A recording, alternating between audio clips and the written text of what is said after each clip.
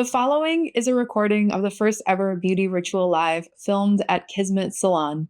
I interviewed 5 professionals from different specialties in the beauty industry who shared their experiences and stories and where they currently are in their wonderful careers today.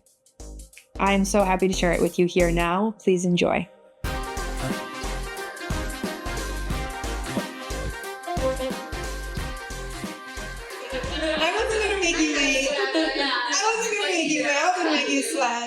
No way. Gabriella is the owner of Perfection LA in Toluca Lake. Gabriella and her team specialize in client education and long-term skin health. For me, she is the true antidote to TikTok University. Having had her own personal journey with acne and being a self-proclaimed nerd, which how sexy. Well, Gabriella is a coach from heart. And she takes a hands-on approach to every case. She obsesses over ingredients like a chemist to ensure all product recommendations and treatments are purposeful, cutting edge, and yield results every time. Welcome, Gabriella.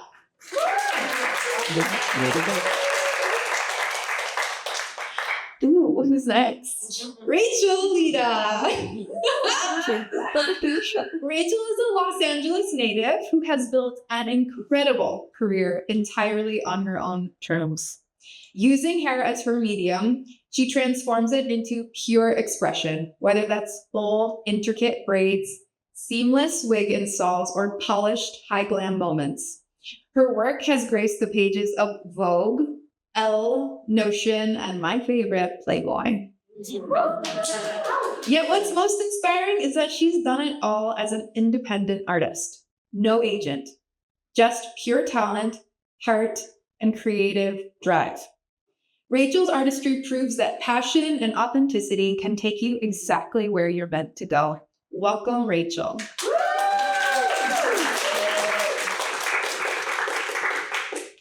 Hey, Fabe. Fabe Gutierrez. If there was ever anyone who came from the heart, it's Fabe. Fabe is a beauty maverick, unafraid to reinvent convention, which makes him the perfect fit as a teacher at Paul Mitchell School. He is a key instructor in their aesthetics department. He has 15 years experience as a makeup artist. Yep, that's pretty long. You look like you're 50. Yeah. 10 years as a licensed esthetician and 35 years of being a girl's bestie. Yeah. He has worked in training and development from brands such as Augustina Spader, Anastasia Beverly Hills, Tarte Cosmetics, and European Wax Center. Welcome, Fabe. Ooh, I'm going to come over here to say it from afar so I can look at you. Amber Rose specializes in effortless looking hair and makeup, which we all know is the hardest to achieve, making her a master of her craft. Amber is an independent artist and business owner. Again, no agent. She toured with Prince, Hello, The Prince, and works with a litany of brands such as Nike, Anthropologie, Supergoop, and Salt & Stone. Her work has been featured in V Magazine, GQ, and Teen Vogue. All of this as an independent artist. Welcome, Amber.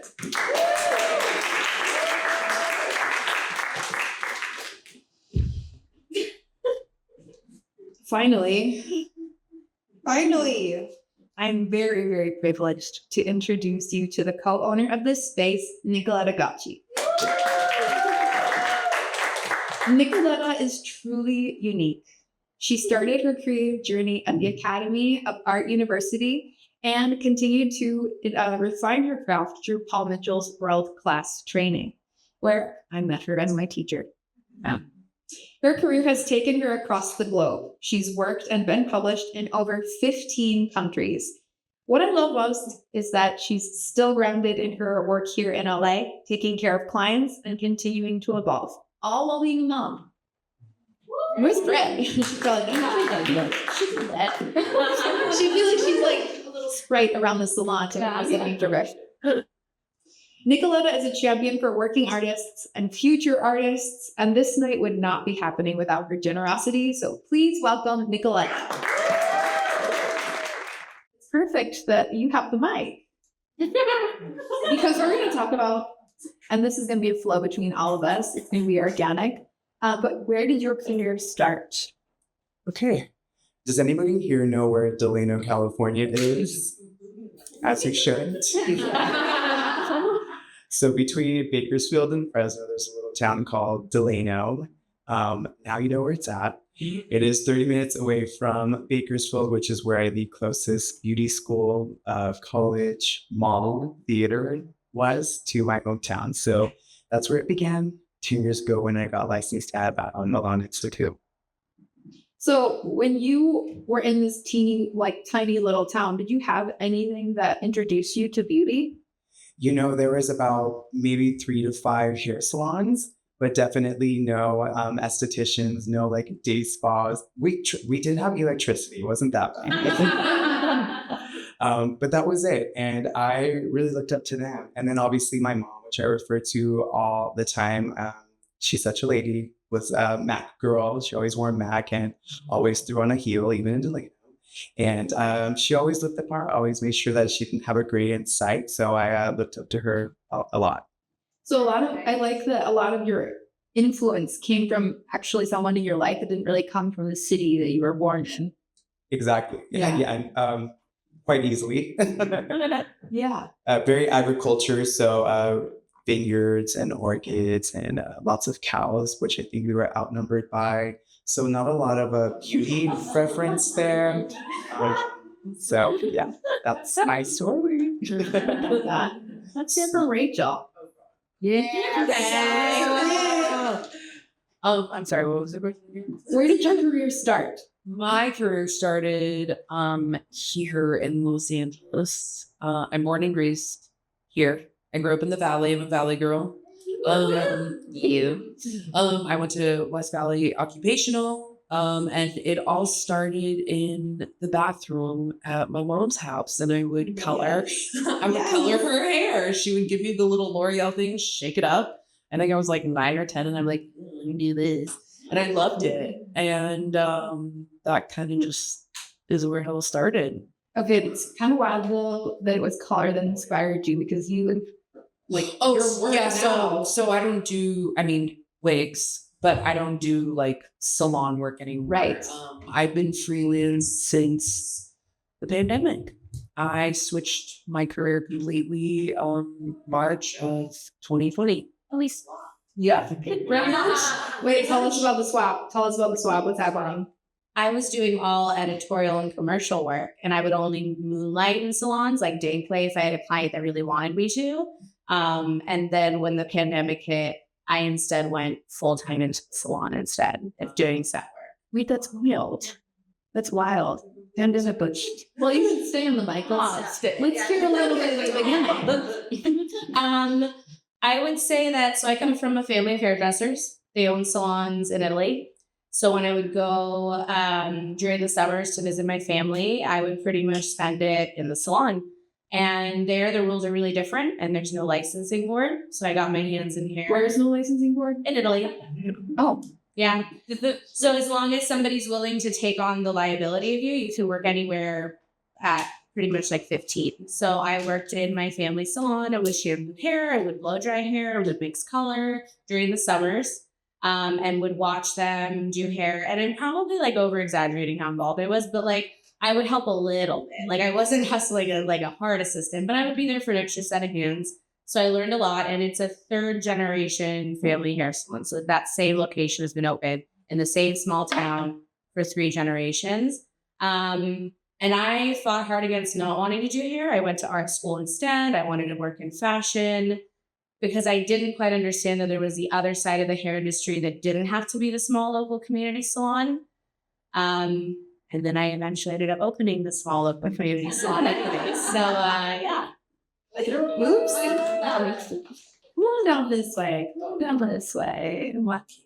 Go ahead, Gabriella. You're excited, and I love that. Is this on? Yeah. Okay. Well, I'm from the Valley. It's all about the girl. and I really imagined myself being in the corporate world. And so I still to this day can't believe I touch bases for a living. It's very odd. But my career started out of obsession with my own skin and figuring out what was wrong. And really not being happy with treatments I received or the services I provided or even dermatologists or whoever I went to for professional advice. I just felt like I ended up with more questions and more damage and more debt. And If anyone who's ever struggled with their skin knows it's made me so deeply. It's very emotional. it really is. And it's frustrating when you can't get an answer. You can't figure anything out. You think you're doing all the things and it still is getting worse. And so I've always said that if you're obsessed, it will lead you to success. And I really believe that. Like if you're obsessed with something, you will always be successful in it because people feel that and it radiates from you. And so I feel like that's kind of what happened. I didn't even think I was going to do this. I didn't even realize it was a career. I don't know why. My husband was like, you should probably work in skin because you go home, we're out working long hours, and you just sit and read white papers and read about product ingredients, and that's weird. And you should do that. I'm like, that's not a job. It's like, I think it is. And then all of a sudden I was in school. And so that's where it started, and that's what led me there. So I love that it was suspect. I think that's very cute. Origin story. Yes. I'm also from a very small town in Minnesota, less than 100 people. So there wasn't much. I don't even know, like literally, yeah. We have a bar and a church. Basically, I was inspired by magazines and media and TV shows. I don't know if y'all remember like VH1, the fashion shows they used to have like back in the 90s. So that like triggered something, and I was like, oh, I want to be a model. So my mom was kind enough to take me to an agency in the big city of Minneapolis, which is like 2 hours away. And they had some like classes for modeling. And it was honestly probably kind of like a pocket grab for like small town people like us. But that's where I discovered my love for hair and makeup because I had my first like test shoot. And there was a professional hair and makeup artist there. And I thought she was so cool. And I was really shy growing up. And that day, like something clicked in me. And I was like, oh my God, like I'm pretty. Like this is like, I was like different after that. I felt like really confident. So then there weren't any makeup schools back then. So I'm just go for hair. And my training is at Beta Institute in Minneapolis. And after then, I worked in a salon for a while and started doing weddings on the weekend. And that's when I started doing makeup. So I'm a combo artist. But what a path. What a path from such a small place, right? We have Fabe from a small place. We have Amber from a small place. Beauty can take you to so many different places. It's just really where you want to let it take you. Mm-hmm. Now let's see where our next question takes us. Ooh, what was your first professional experience like? And I'm looking right at you, girl. Talk to me. Mine? Yes, Rachel. Yeah. Oh. So I did this Christmas music video. I had just gotten out of beauty school. And originally what I wanted to do was I actually wanted to do hair for set, for like TV. That was my ultimate. I was like, oh my God, this is what I have to do. And then I had this music video experience and I said, no way. But I didn't know what I was getting myself into because I had no experience. I don't even know how I got the job. I just got it. I mean, what did they expect you to know? So in school at the time, we were well versed in curly hair. I didn't know how to do curly hair, and it was all curly hair. Wow. No. And so I kind of figured it out. It ended up looking fine. Nobody said any, it was fine. And then I was like, yeah, I need to go practice. I need to go figure this out. And then I always knew I had a love for color. So then I did that and fell into that. And yeah, that music video was like, it was very scary at first, just because I didn't know what I was doing. But then once I started working in the salon and I got my hands more into ethnic hair and I started learning more, I felt way more confident and much more comfortable in my skills. But then at that, like, I kept switching. So I was like, I want to be a colorist. I'm going to be the best colorist in the Valley. And then I got over it. And then I was like, okay, I'm going to go back to freelancing. I want to do editorial hair and not hair for movies, because I realized that I like the change of environment. So every day something new. I don't like doing the same thing all the time. Well, that's what's interesting about different technical skills and spaces is you can go from learning a technical skill to learning what you like in your environment back to a technical skill. Right. And that's actually a super natural part of developing yourself as an artist, is realizing where it is you want to work and what kind of work you want to do. Yeah, because if you don't experience it, how are you supposed to know?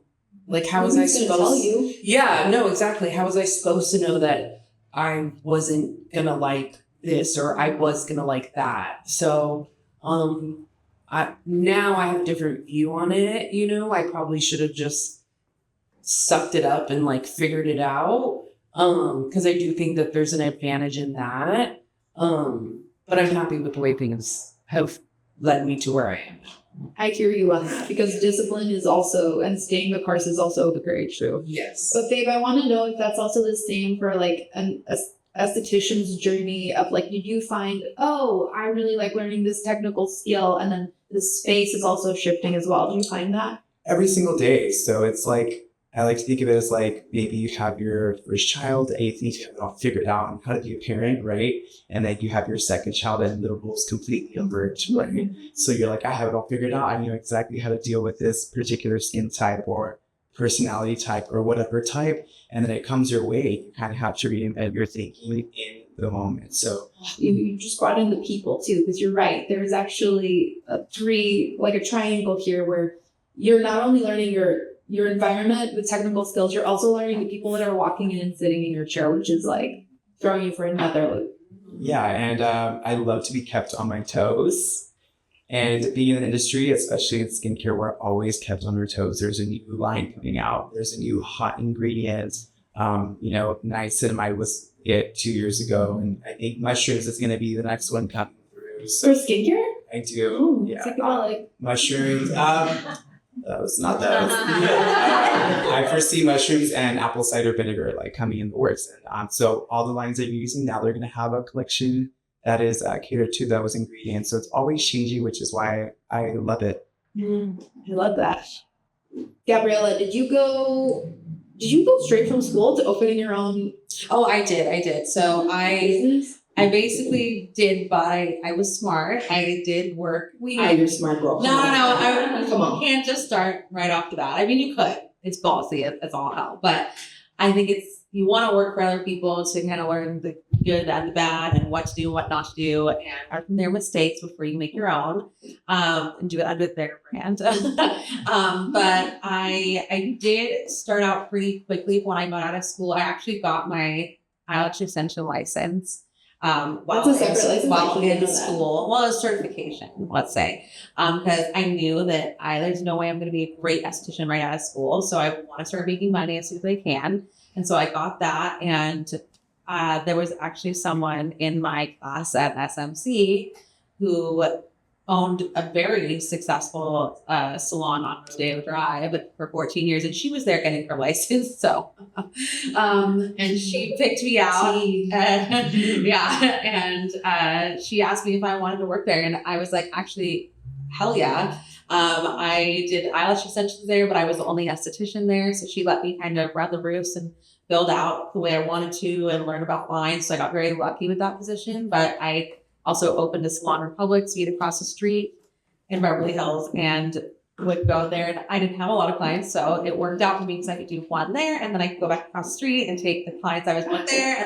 So I was very lucky. I made it work, and make what do with what you got. Talk about a switch up.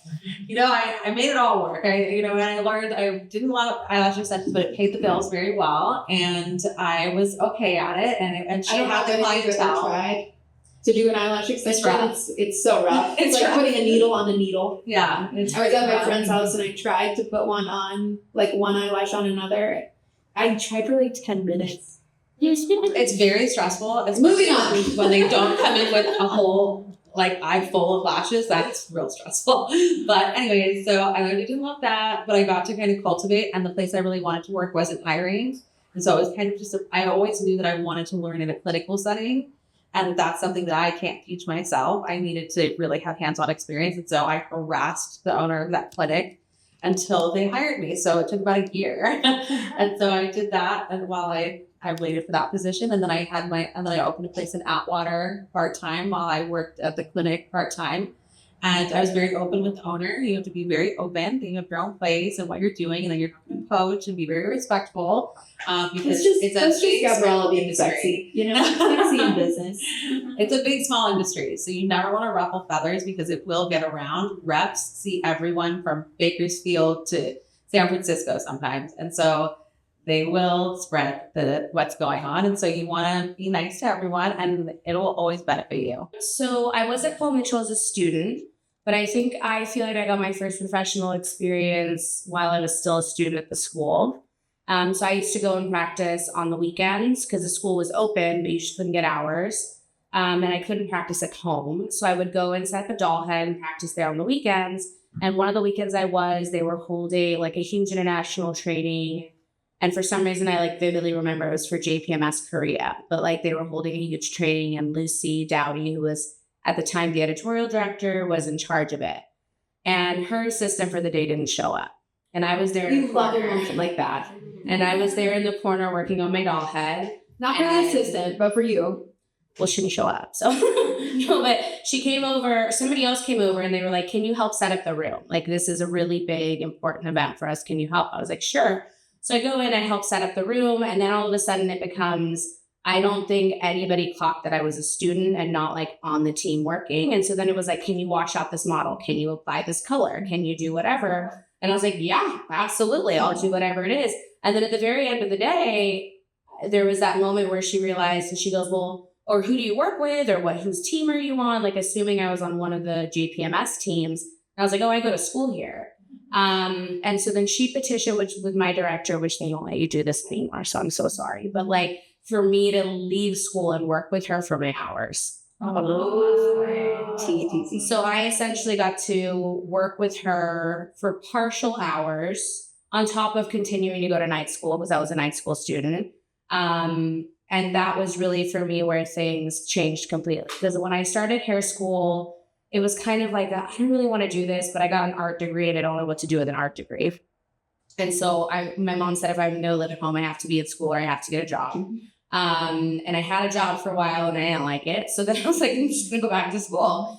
And then when I was there, it just kind of started to evolve, but I actually saw what was possible. So I started going on set with her, and she is a colorist, and she did a lot of celebrity hair. So I would assist her in her salon in Beverly Hills. And I learned a lot. And she was a classically trained hairdresser because she was from the UK. So I got the experience of training with somebody who had done more of a hair college as opposed to a cosmetology school with hours for licensing only. So she knew down to foundations of the directions to wrap the pin curls and the pH on the hair, just the geeky, nerdy stuff. And I loved the geeky, nerdy stuff because now I started to feel like an art project and feel like a science project. Yes. And knowing that everything that I learned in art school actually did apply, because when we were looking at shooting collections and shooting editorial, it was about golden triangles and the rule of thirds and all of these different things that color theory and balance and harmony and discord. And I was like, oh, wait, doing hair is art, right? But it's even harder because then you're not just doing art. You have to do art that pleases the client every day. As opposed to them just looking at something oh, that's pretty. They have to be confident with it every single day. So it added another element too, which at this point now I realize is the psychology element of what we do. But yeah, I think that was what I consider my first professional thing. And then I got hired pretty much right after I graduated. And then I came And then it was your learning later. You know, Amber, I love what Nicoletta just brought up about the like the shift of things starting to evolve. So my question for you is, for me, from what I understand about your industry, is I have to say it, I feel like that tour was a big shift moment for you. So we talk about you going from, you were in the salon or you were doing brides to touring with Prince. I guess that's a pretty big shift. Yeah. I went from working in the salon to doing brides on the weekend. And doing brides on the weekend gave me a taste of being a freelancer. And that's what could involve me stepping away from the salon and just working for myself. And Minneapolis is a pretty small city. And, you know, being in the beauty industry, that's small in itself. So you kind of know everybody. And I ended up like working with his photographer and was referred to do his band's hair and makeup. And that's just kind of what snowballed into that. What did you feel like you had to learn when you started to travel and work? Because I feel like it's so different from being settled in a place where all your things are here and you can just like walk in and you're ready to go. Yeah. Or even just being in a place where you can put things in a car and take it in the car with no, you're flying. I literally I was like thrown into this as far as even the rates. I didn't know what to charge. I wasn't with an agency. So, you know, had to come up with that, had to talk to a couple of like, There was no ChatGPT. yeah, exactly. Packing my kit, like what's gonna travel well, like what's the weight on the suitcase, like literally, like it was Exploding hairspray much? Yes. I can't even talk personally about that happening. Yeah. So I honestly, I had to learn on the job, which is so crazy to say that I was learning on the job while I was in tour. Right. Like that's crazy. But We're like some CVS runs. Did you feel like an emergency? absolutely. There were so many salon-centric runs. Like, yep. So yeah, it was such a learning experience.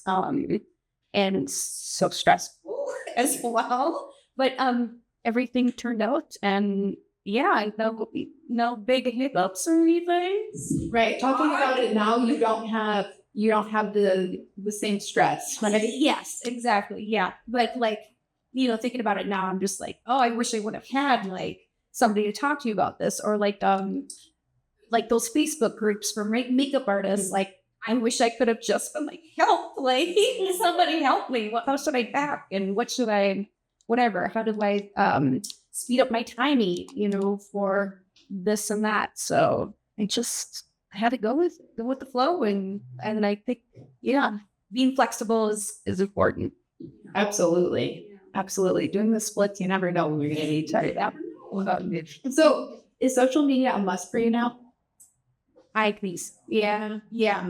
I mean, you have to evolve with the times, and even if you don't want to do it, like I feel like I do get a lot of work, a lot of brands, a lot of producers. They're checking my Instagram before they're checking my website, and especially as a freelancer, I need to keep putting stuff out just to be like, hey, I'm alive. I'm still working. Like just a little reminder. And popping that bigger algorithm. Yeah. So it's super. Yeah. Fabe, do you feel like from the beginning, from school, people are told to focus on social media? No, not at all. I think it's a huge focus now, though. Self-proclaimed cool teacher. I start a new class tomorrow, and one of the students I registered was 17 years old.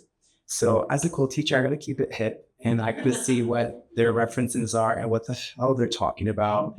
So just to be able to speak their language is the primary takeaway from that. And of course, it's your portfolio. Everyone refers to your social media platforms to see what your work is that you preach so much about. So in those regards, yes, and it is discussions that we now do necessarily have to have, not just something for funsies. Like this can make a break. You can be discovered on your Instagram. I know Kylie Jenner, just as an example, her makeup artist she discovered on Instagram, and now his whole life has been basically changed. So I like to broadcast that message. But situation. That's fair. I really want to know what the 17-year-olds are thinking, especially when it comes to what they're posting, because I don't think you do.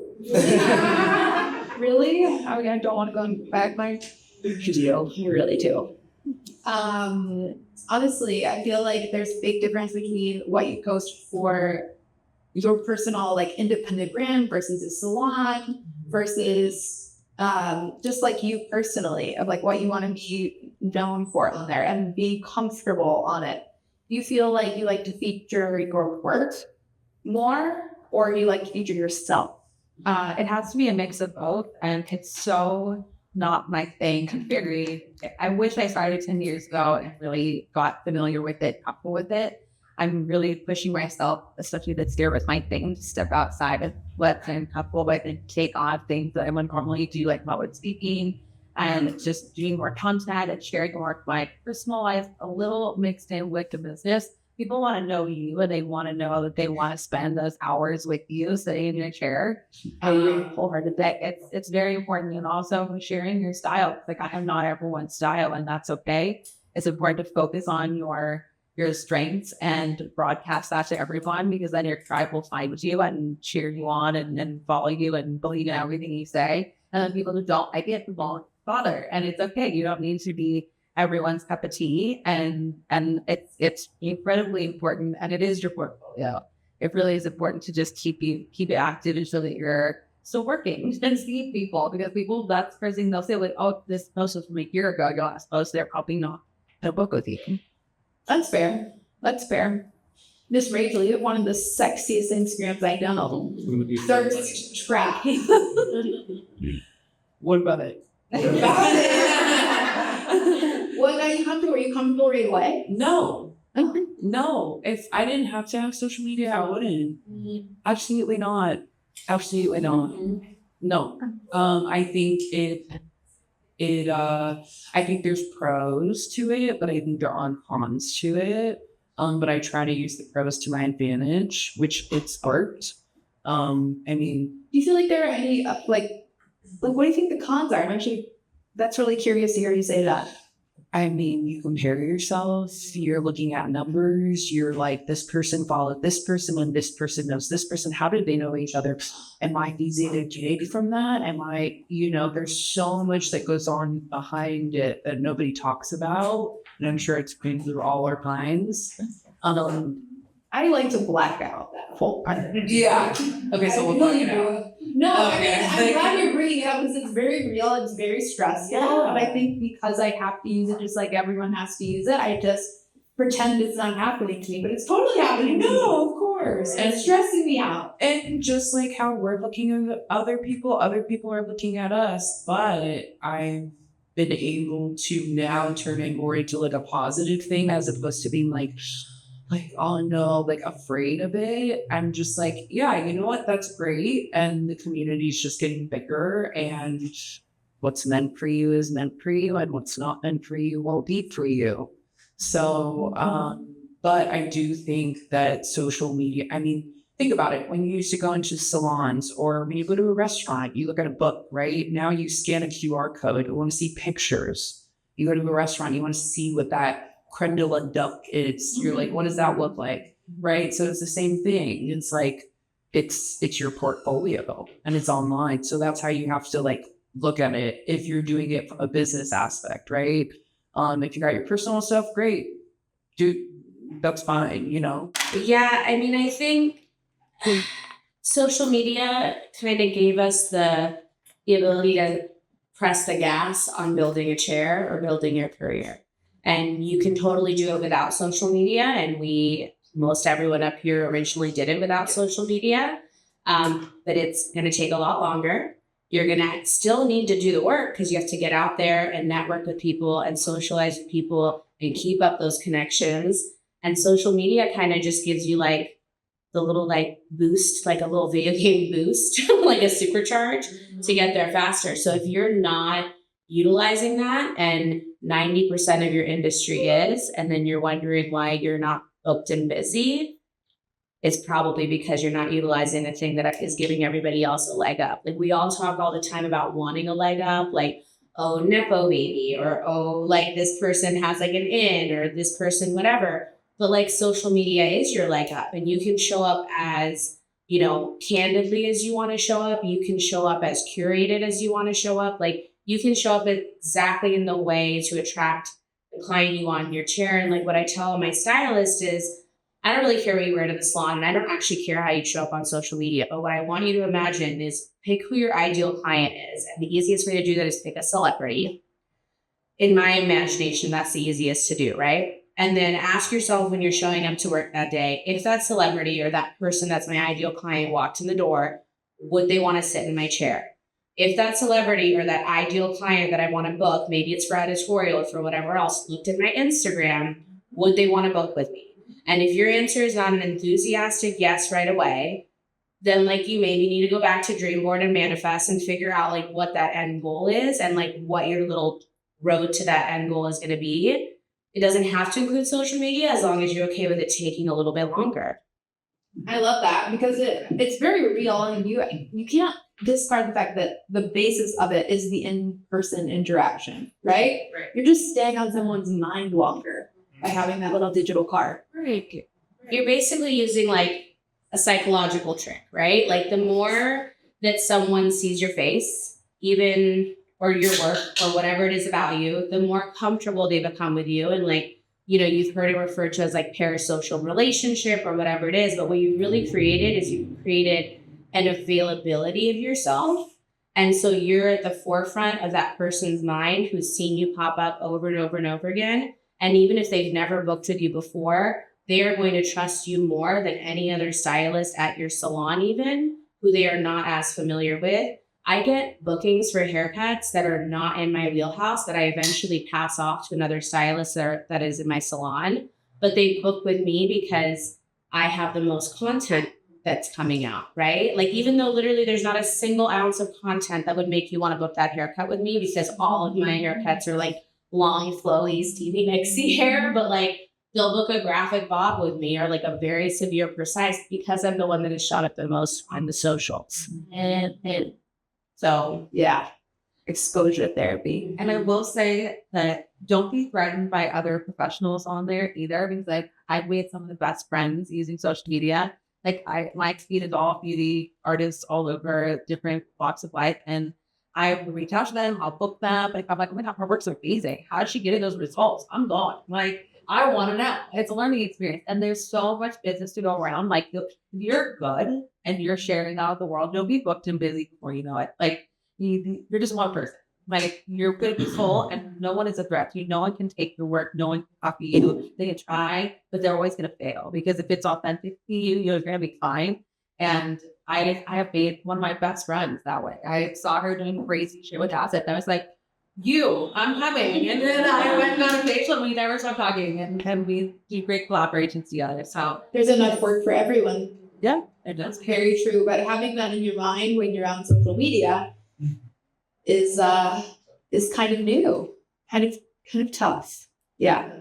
I also That's great think, advice. I was going to say, it's important also to remember though, that it's everyone's highlight reel. Yeah. Right? Like, Yeah. I'm not posting the fact that I was like on my knees declogging a toilet. Like, do you know what I mean? Like, that's just a very real part of opening a salon. That's not what I'm posting. No one wants to see that. Like, I'm posting, like, look at our pumpkin spice lattes for fall. Like, but, you know, like, I think it's important to remember that just like it's your highlight reel, that means it's everybody else's highlight reel. So, like, sometimes I just like to imagine, like, this person's kid probably fell down a flight of stairs today. No, I'm not saying I wanted to, but like it probably did, and that's okay. You know what I mean? It's like it absolutely did. Like, you know. So especially if you're like the Bel Air Bay Club on like the carpet stairs, but like that's exactly what I was thinking of. It's happened to me. But like that's the whole thing is like remember that it's everybody else's highlight reel too. And like I do find that when we do post some more candidly, we save that for our story sometimes, but like when we do post some candid stuff or it's just about like the funny reels of the salon, those tend to do better than even my most polished, well-edited like hair transformation reel. It's really about like what the vibe is at our salon versus, oh my gosh, look at this amazing highlight. There are a million hairdressers out there doing an amazing highlight. It's about like, do I want to hang out with you for 4 hours while I get that amazing highlight done? And I think we're at a point in the industry where we can let people know that we're human beings and that we have like all variations in our life. We don't have to show up and be this perfect person all the time. We can still be professional, and that we're experiencing the highs and the lows, and we can experience that with each other too. We don't have to have these like insane guards up because we don't need to compete that way. And I think in a way, part of our industry was built in a way that we were kind of gate kept from each other because you had to like show a certain kind of face when you go on set or in the salon. And now we're in this like completely new evolution since COVID. I honestly think the pandemic shook up the salon and the set and everything. It took it to a halt. And now it's like, what is this new redefined era? And I really think it is just being able to be a human being and still be able to do what you love and still be professional. So on that note, I'd love to hear from Amber. One piece of advice you'd give to someone who is just starting out? I would say when I was thinking about these, like where I started out, I was thinking that the evolution of I always had a mentor or I always assisted. So even in the salon, like I had a mentor behind the chair. When I started bridal, I had somebody teaching me makeup because I was just a hairstylist back then, and there were no makeup schools back then. And then on set, I found a mentor to help me with production jobs. So I think it's just important to like follow someone, assist people, and like it never stops. Like the learning never stops. I still, like to assist other artists, that were just my peers. Like I love working with them, and everyone has like a different way of working. So you're always going to learn something and like get tips and tricks. So always be open-minded about, how as That's great. And it's very honestly one of the only things that will keep you going in this career is to continually learn. I think that, like you said, I think like on social media, we think everyone's doing so much better than us. We're just showing that highlight reels. But booking those people actually helped build my confidence as a provider because I realized they're not doing anything that I'm capable of or that is shocking to me that I have no idea about. Everyone's got their chips and tricks that they're really good at. But it really starts to build up your confidence when you're like, oh, I'm doing great on my own. Like they're not so much better than me. They're great in their own way. But I think it's important to expose yourself to those people that you're intimidated by or that you look up to and can get in there and see what it's all about and you'll learn from it. Don't be afraid of it. And I do think for people that are new to the industry, it's really important to not be distracted by all the brand names and the shiny new devices, like really focus on your hands and your brain and really fine tune those skills because that's where you're going to stand out. That's where you're going to shine. Anyone can have, especially like a hydrofacial device, or they can have these really expensive devices, modalities, and all these things, but they can go anywhere on Route 1 and get that treatment for cheaper or down the street or whoever's giving them the best promo. But if it's you that's giving them a great service and your personality and your knowledge, then they can't get that anywhere else. They're always going to come after you, and they're not going to leave you. You're not going to have to worry about sales pulling them another way. That's very true. That's very true. The market can't drive down your specific knowledge, intellect, and application. What about you, Fabe? We all ask for it, and then once we get it, we're like stumped. Where we want the people that we're providing service to trust us, and there comes those moments where they're like, "Well, you're the professional. What do you want to do?" And once we get those interactions, we're like, "What do we do? Like this person's just trusting you to do whatever I want to do." So be prepared for those moments because they happen way more frequently than we expect them to. That's actually really true. So it's like, okay, Be bossy. Exactly. So one question, my follow-up question for those interactions is, okay, and we talked about this where I asked them, when's the last time you felt the most beautiful? What was your last favorite makeup look or your last favorite hairstyle? And can we draw inspiration from that look? Or do you want to replicate that exactly? I love a good reference photo. I can recreate things like this. But when it comes down to somebody just giving me an open floor to do whatever I want, that's when I'm a little like, whoa, we got to start being set in the moment. So I'll ask them to refer to the last time that they felt and looked their best self. and then just draw inspiration. Do you have a picture of it, or what do you remember most about it? And would you like to draw influences from that particular moment into your service today? And like we talked about, it's nice to recreate that moment. And now what you guys did in that day is their new favorite moment, their best look, their best hair, their best makeup. So that's my tool to refer to, because it's going to happen way more often than we think, where they say, do whatever you want to do. And you're like, oh shit. Okay.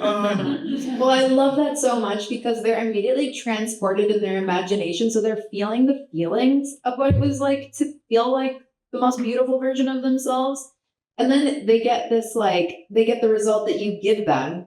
And it only adds to that, like, good feeling. You're, like, impacting their being. And that's really beautiful. What do you have to add to that? I think my main two things are just show up. Like, show up to everything. Show up to every single opportunity. Like, take every single meeting. Take every single interview. Like, in the beginning of your career, there is not anything that is wasting your time, because, like, you know, now I'm booked and I'm fully booked. And so when I'm considering other gigs to take on or other activities to take on or whatever, I'm always now having to counter that against, well, how much would I be making if this was paying at my full rate? Which is normal, sorry, but that's normal at a certain point in your career, because you're like, am I going to take the day off to go do this random thing just to fill my creative cup or to meet new people, or am I not going to do that? But when you're in the beginning of your career and you're not booked and busy and you're just building, you should be saying yes to every single thing that comes along, because that's also how you're going to learn what you like and you don't like. If she never did a music video, she wouldn't have known she didn't like that type of sad work, right? Like, if you didn't try working in a salon, you wouldn't know if you liked a commission salon versus a rental salon versus a whatever. So just try. And then that connects to, like, in the beginning, I feel like it's a little bit like a Pokemon gotta catch them all. Like, you should just be available all the time. Like, there shouldn't, and this is something I tell my stylists a lot, like, This is old school, but it's very, very true. it is It's part of how our business works, and it's not going to change. Yeah, I may or may not be licensed about 2 decades, so it is a little bit old school. And I come from, like, an old school line of hairdressers, but, like, I'm not talking about forever. I'm not calling you old school. No, you're fine. There's not a world where forever you have to be forever available, right? Like, I finish my days at 3:00 now, and I don't work Saturdays. I have kids. That's my schedule. In the beginning, like, if that client wants to come in for a haircut after work at 7:00, you get that client, you make them happy. After they become a consistent client, they're going to be more willing to come in the morning and go late to work, or come in at midday and go late to work. Like, everybody's like, oh, you're going to lose so many clients when you cut out Saturdays. You're going to lose so many clients when you cut out evenings. I didn't, because they were already loyal clients at that point, and they knew for how many years they had accommodated their schedules, right? But you have to first put in that work of building that trust and accommodating that schedule. You decide you're going to build, and you're going to be available from 10 to 3 days a week.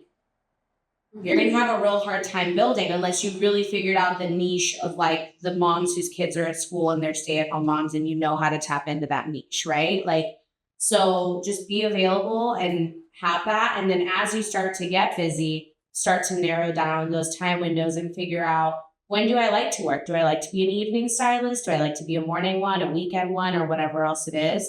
But in the beginning, just show up and be available. Easy peasy. You know, Pokemon Go. Gabriella, has the meaning of success changed for you over time? Oh, for sure. I think in the beginning, you want to be booked and busy. You want to make a lot of money. Like, you want to be popular. You want all the likes. Once that passes and you are booked and busy and things are going great, and you realize the meaning of success is really freedom. It's really being able to cultivate your schedule, work with people you want to work with, and have that ease of doing services you want to do and ones that you don't want to do, and not doing ones that you don't want to do, and focusing on what you're really good at, and that's really what it's about. You really want to have the freedom to enjoy life and not be strapped down. The first couple of years, like you said, though, you have to take everything. I worked 7 days whenever people wanted me. I was like, yeah, like, you just do it because you're building your portfolio, you're building your experience, you're building those relationships with people. But once you And the stamina. and the stamina, it's important. It really is. It's all part of it. I don't think there's a successful business owner that didn't go through that phase. And then eventually you get to the fine tuning your schedule slowly, say no slowly, and then eventually that freedom and ease comes with it because you've earned it. As a primarily like independent artist on set, how do those definitions like fit in? How has success changed for you? I mean, I agree, freedom, like, and moving from Minnesota to here 10 years ago, I already had worked 10 years there. I had to start completely over. I didn't have any connections. So yeah, I was taking everything I could, testing with photographers, networking, and I had to put in the work. And finally it's like, oh, that freedom. So that's success to me. But as like a baby makeup artist, like I thought success was doing celebrities, and especially coming off that tour, I thought, oh, I'm moving to LA and I'm gonna be signed with agents and like I'm gonna get all these celebrities. That was a quick wake-up call for me, and I'm glad it happened. I got a few and I rolled with it, but I noticed that wasn't what I wanted. It's a different, you have to, like, I'm just like this nice little girl. Like, I don't think I'm cut out for that type of work. I like nice people. Calm nervous system. So back then, yeah, that was success to me. But now success is working with kind people who appreciate you. And that person could be a celebrity, but you know the type of person that you're looking to work with. Yes, exactly. So now that I found that niche, and I have the freedom, like that's real success to me. And fail. Success. Sorry. What does it mean to you now? It means being able to be so comfortable with your craft that you're able to just pay it forward and teach others from your mistakes. I'm in a place where I've been in the industry for over 15 years now. I've been licensed for 10, and I'm an instructor, and I don't gatekeep anything from my students. They learn from every single mistake I made in school and beyond. And I just want to be that person that tells them, look, I made the mistakes. I made them for you. Now take what you want from that. So no more gatekeeping. I know a lot of instructors in the past have, because they were threatened by, some people are born hairstylists, natural makeup artists. I have one student today. She's amazing. Back in the day, I would be threatened by her. Like, she's going to take my business. She's going to do better than me. And I'm the instructor, so I have to be the best. Be completely vulnerable and candid. Letting them know, like, learn from my mistakes. This is what I know. And it's worked. It really has worked. In the 2 years I've been there, they trust me. I trust them. We learn together, and it's been quite beautiful. So that's what success is to me. It's not gatekeeping, not getting threatened. It's completely honest, vulnerable, and candid in all spaces that you're a part of. Love that. Thank you so much, everyone. I'd like to open it up to a few questions for people. If anything sparked some curiosity, you have a question for one of the panelists here. If you had to do it all over again, you'd be saying your layout or you accomplish or Myself, I wouldn't change one thing, one mistake, one encounter, one person that I met. It's either a blessing or a lesson, right? So whether you have multiple lessons from that same mistake or it turned into a blessing, I wouldn't take absolutely that. It was more a question was in the specialization that you're doing. Do you feel like you would? Oh, would you change from doing skin to anything else? Do you have a curiosity? Could you have seen that path taking a different turn? No. The reason why I mentioned this was a growth. Right. It's on the side. So I started with what I wanted to list for, and I kept moving out the ladder, as I call it, to experience everything and be good at everything I could do. But so like the ones that we wrote out with Dustin. I would say that's where I'm at right now. I started as a makeup artist, got licensed so that I can work in a salon space. Then I learned how to work in those areas, and then went into full aesthetics, where I started doing skincare and facials and hair removal. All things that estheticians can do, I've done. So now I feel like I'm at a place where I can speak on it. You're trying to convince me to do hair, it's not going to happen. But even in that, in the same breath, I've also discovered that as an esthetician, you can style hair. I can do an updo, I can do a braid. We're not going to color or cut or anything like that. But I let my students know, because some of them decide to take the aesthetics road, it kind of close that door to hair where they do have a passion for that as well. And I let them know like, hey babe, you can still rock out senior dues or updos or styles with this license. So again, I did not know that. it's like yeah. So learning as I go is skateboard's always changing, the rules are always changing. So now I feel like it's always some type of elevation going on. You're in a very good position because now you're teaching, right? Yeah. And you can really pick and choose the people that have a certain gift that shows up obviously and kind of encourage them. You have a lot of, I don't like the word power, but influence. They motivating them. And I'm we're all very intuitive. But I have this like little gift where I can figure somebody out and what their specialty is going to be within the first conversation that we have. I hate to use her as an example again and again, but she's my only student here today. We'll be having that conversation tomorrow.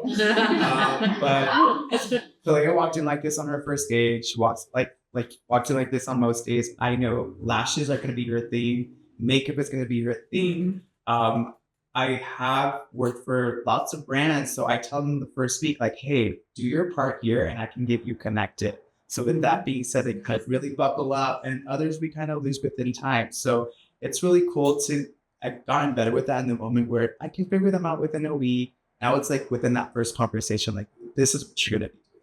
And they don't even know that same time. So it's been really nice to kind of play that full game with myself and then get them connected once they do graduate. And I don't get them ready to take state board like we used to back in the day. Schools would get you ready for state board. I get them ready to work with all of you. So it's been happening. Yes, certainly. What's a quote that you live by that translates into your craft? Oh, can I go? Yes, you can. Please. My students know if you stay ready, you don't have to get ready. Whatever you want. What are we doing today? That's the best one. What are we doing today? That's music to your ears. That's the best. Yeah. You also said that, I love what you said. You said if you're obsessed with the So that's my quote. So that's Yeah, if you're obsessed, you will lead to success. And I like ties in with your. Yeah. Nice catch. Very nice catch. Chelsea, okay. One, I would quote myself if I can share. please. My aunt taught me this, and I was really she was a photographer at the time. And it was for every single time you're about to show up to be still live by this every single time. When you're on the way there, you say, yeah, I need lessons to them, and they be a blessing to me. And I feel like it really changes everything how you walk into shoes. But also my question is, and I feel like this is so important for continuing to grow and like what we want to achieve out of life is where you guys see yourself in 10 years and what was you like out of your 10-year goal and you have a 10-year goal. Why are you looking? Because you're a numbers girl. You're a numbers girl. I am a numbers girl. I feel like to piggyback off of a question you asked him about like the different stages in your career and would you change something you're doing? Like I feel really lucky because I've gotten to where I've gotten to be like educator Barbie, and then I got to be colorist Barbie and editorial Barbie, and now I'm salon owner Barbie. And that's kind of the way that in my head, like I editorialize it literally as I think of these different characters that I've gotten to play within the beauty industry. And I'm so grateful for all those characters that I've gotten to play. And right now I'm really enjoying being like salon owner and mentor Barbie. Like that's just where I'm really niching in. And I still love doing my clients because that's how I express myself artistically. And I still love my craft, and I never want to stop doing hair ever. And if you would have asked me ironically like 5 years ago, pre-COVID, I actually would have told you that I couldn't wait to stop doing hair. I went and I got my psych degree. And then I opened a salon and I realized, no, I actually really love it, but I love doing it the right way. And I love everything that this career has given me. So my hope in 10 years would be that I would be mentoring others to have really strong careers and continuing to mentor, but maybe like expanding on that, to have really strong careers in the hair industry. Because I think for so long in the beauty industry in general, it was considered, probably because a lot of female dominated fields, right? Like not a real career, not serious. It is serious. You can make great money. You can build a great life. You can support your kids. And I want to teach people how to combine their artistry with a business sense, which whether they want to believe it or not, you need it. and combine those together to have a really strong foundation so that you're working, and this is probably my quote as corny as it is, but smarter, not harder, and building the career that you want on like an expedited track. So that's kind of where my goals sit for the next 10 years. I would hope to be like mentoring more and teaching more. And I've even thought of possibly like opening up an agency for like other beauty people. So something like that seems like, like I'm curious about. And then the quote would be, but it's the time's gonna pass anyway, so just do it. Yeah. So like it's just like, oh my god, like just get up and do it. So just friggin' like, yeah. I'm currently transitioning to being less in the treatment room and more the CEO position, as I've been told in this group I'm in. I need to be more in that mindset, and I do mentor. I do run my business in a mentorship type of way. So anyone that works there has to train under me for a year first before they're able to take clients, so that they really embody everything that I want them to be, the way I want them to be a provider, how I want them to treat the clients. We're very family oriented. Like I want that vibe for the clientele and like to feel really part of the company. And so I'm very passionate about that. I think it's really fun to be able to mentor and teach people that are as gung-ho as I was when I was new. And so I want to move more into that and just kind of overseeing the business and maybe opening multiple locations. And then I think 10 years, probably sport relation. I think sport relations where I want to go. So 10 years. No. So I'll do this teaching thing for about 5-ish years, maybe even on a larger scale, where college decides that they want me to do this not only at this location, but numerous. I really love teaching and stimulating minds and seeing the best in others. But towards the 10 years, I want to go back home, back to Lita, and open up their first actual aesthetics practice. Hopefully with like my family. My mom loves like plants and horticulture, so I want it to be this like gift shoppy / coffee shop where she's working the front, I'm in the back, the whole person doing facials in the whole city. And that my sister's very artsy, so she would like take care of like all of the like aesthetic, like the vibe. I just want to work with my family. I just want to be with my family more than ever lately. So hopefully that's the move. It will be the move. It has to be. Yeah. Beautiful answers. Thank you all so much. And thank you all for coming out tonight. Thank you for joining us as panelists. Nicoletta, Rachel. Thank you, Nicoletta and Roxanne, who's in Egypt, for letting us be in this space tonight. And the Kismet Collective family, thank you. I hope you leave feeling inspired and a little bit more connected to your community. So we'll see you all next time. Thank you for coming to Beauty Ritual Live.